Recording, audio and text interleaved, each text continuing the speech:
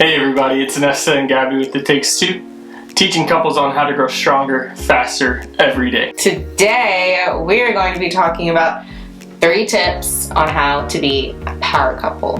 These are some tips that we came up with because we're trying to change the definition of what a power couple is because every relationship is different. So let's get started. Hey everybody, remember to go like and subscribe to the channel. We see that 79% of y'all are not subscribed. Please go like and subscribe. It would help us out the most. Our goal is 10,000 subscribers before the end of this year. So please help us. We'll help you. Thumbs up. The definition of a power couple from what we found online is a couple consisting of 2 people who are each influential or successful in their own right. Yeah, exactly. Examples would be like people like Barack Obama and Michelle Obama, Grant Cardone and Elena Cardone. Those are strong, powerful couples in their own right due to their success, regardless of their political backgrounds, anything like that, to what they've accomplished, their success, and how they approach things in life as a team, as a unit. And then we have 3 tips that you can practically use to become a power couple, and as Gabby and I start to become one. Point number 1 is goal setting. Goal setting is so huge for any couple or anyone in general.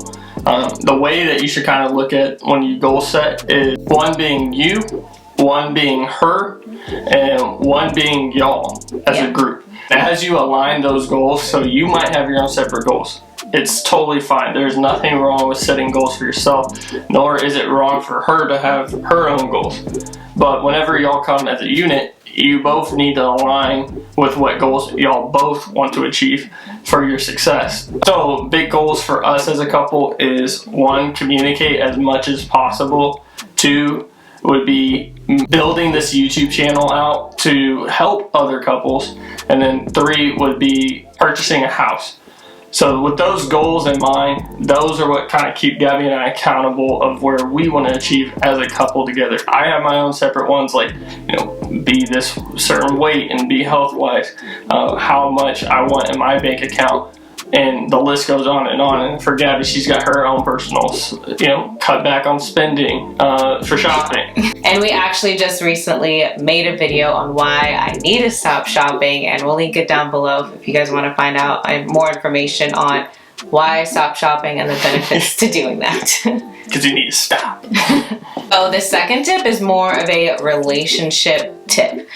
So the second tip is be cautious of who you seek wisdom from, whether it be advice, whether it be from friends, whether it be from outside sources, social media, especially. I think that what has made Nesta and I stay strong and stay committed to each other for 7 years now is that we had outside influences affect us in the beginning of the relationship, but we always trusted, I guess that sounds cheesy, we trusted our heart, and decisions that we made in terms for each other, because he had guy friends that were like, oh, be single, do whatever you want, or don't listen to her in this situation. And I had friends that was like, when I would vent about Nesta, which you don't do, like, oh, break up, you don't need to deal with that, blah, blah, blah. And it just created a lot of toxicity because we were letting so many outside forces determine that. So you kind of have to trust you and your relationship and your bond and what you guys have grown together and what you communicate, because at the end of the day, you're going to be in that relationship and no one else is. Everyone else's opinions, it can be in a healthy setting when you want to seek advice from it, but you guys both need to be together. You guys can't be separate when you're seeking advice about your relationship. It has to be together in a healthy setting on a way that can actually improve the relationship and not damage it. Tip number 3 is prioritize each other every day. Make a time block of whenever y'all are together. Don't sit there and basically dilly-dally is what I like to call it. Watching Netflix whenever y'all have free time the last 3 hours of your day before you go to bed together, that you can call that beneficial, but there's no time to actually communicate and talk to one another, see how someone's feeling for the day, how was their day. That should be one of the biggest questions you always ask somebody is, how was your day? Do you do? Did you feel like you accomplished all your goals today? Is something holding you back? What went wrong at work, or what went wrong with the business so far? Those are the questions that you should always be asking as a couple and prioritizing. It could be once a week, it could be once a day, or it can be once a month. Whatever you feel is the priority. Gabby and I first started dating. We always made it a point to act like a married couple. Sounds really cheesy, sounds really dumb.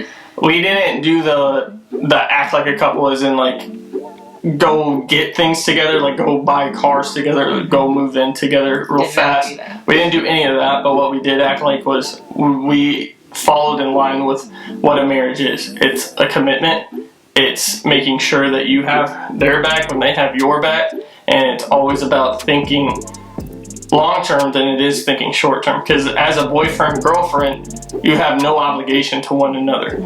It's basically testing. It's when you go to a car dealership and you test drive, you're in it, but you can always get out of it before you make the purchase. So we said that basically we didn't want to test drive if we were going to be on this journey together. So not wasting time. So knowing that if you're in a boyfriend and girlfriend relationship, you want to know that eventually you want to know where the relationship's going, whether you want to get engaged, you want to get married, or if you want to go buy a house together and start a family. Like, you want to have a vision for your relationship, and I think that's the biggest thing. Nesta and I, when we first met, we had a vision for our future, and then our vision started coming together as one vision, so it was our vision. So that was the commitment part, where it was like our futures are going to be together, like no matter what, because our visions were the same and they were aligned.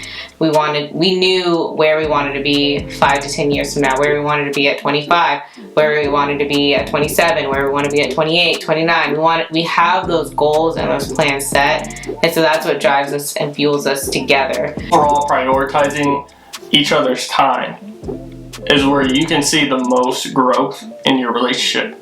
Like Nesta was saying, prioritizing each other's time when you're with each other helps you to grow together more, and that's a huge thing in a relationship, is the ability to be able to grow and learn together. Nesta does a great job at this. Anytime he's watching a YouTube video, anytime he's reading a new book, or he's thinking about a new idea, he always shares it with me, and he also shares with me if I'm talking about learning about something, or if I need to grow in a certain area. He's like, hey, well, check out this video, this can help you, or hey, I just found this book that's been helping me with this, and this will help you with your thing with this, etc., etc. That's been a huge thing that's been super helpful in our relationship. So that was our 3 quick tips on how to be a power couple. I hope those helped y'all. It really did help us whenever we started figuring out what actually helps a couple, grow in a way that's like, it's strong, it's committed. You can tell, everyone's like, I want to be like y'all, like everything like that. Whenever you start hearing that, that's when you kind of know that you're bleeding into the power couple relationship, because then everyone knows that they can lean on you when they're in a hard time in their relationship, and then they can trust that your word is bond. It's not by the length of time that y'all have been together, it's about the commitment that y'all make with each other. So if you like this video, please go like and subscribe. It would help us out a ton.